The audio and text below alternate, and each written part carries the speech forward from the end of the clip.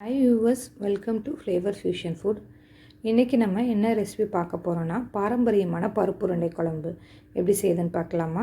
அதுக்கு ஒரு பவுலில் 1 கப் கடலைப்பருப்பு, 1 கப் துவரம்பருப்பு 2 சம அளவு எடுத்து தண்ணியில் 2 மணி நேரம் போல் ஊற வச்சு தண்ணியை நல்லா வடிச்சிட்டு பருப்பை மட்டும் ஒரு மிக்சர் ஜாரில் சேர்த்துக்கலாம்.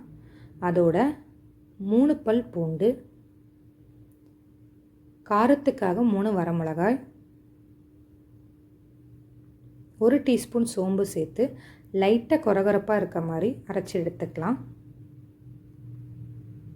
அரைச்சதை ஒரு பவுலில் மாற்றிட்டு உருண்டைகளுக்கு தேவையான அளவு உப்பு, நறுக்கிய 10 சின்ன வெங்காயம்,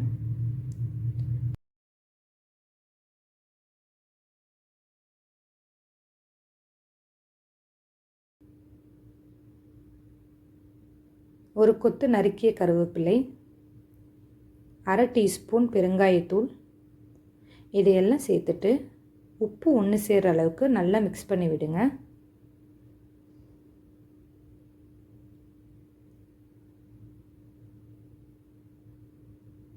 மிக்ஸ் பண்ணதுக்கப்புறமா உருண்டைகள் எதுவும் விரிசல் விடாத அளவுக்கு உருட்டி இந்த அளவுக்கு எடுத்துக்கோங்க.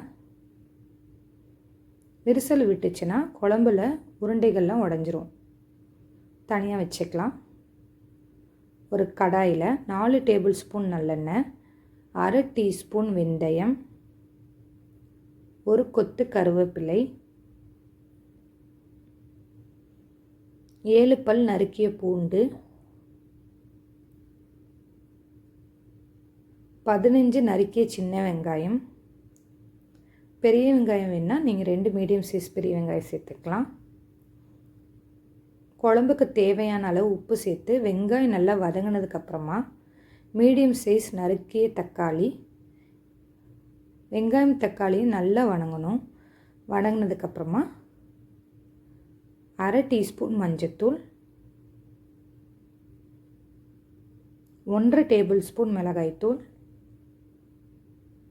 2 டேபிள் ஸ்பூன் மல்லித்தூள், இது எல்லாம் சேர்த்துட்டு நல்ல தொக்கு பதம் வர அளவுக்கு நல்லா வதக்கிக்கலாம். அப்போ தான் குழம்பு நல்ல டேஸ்ட்டாக இருக்கும்.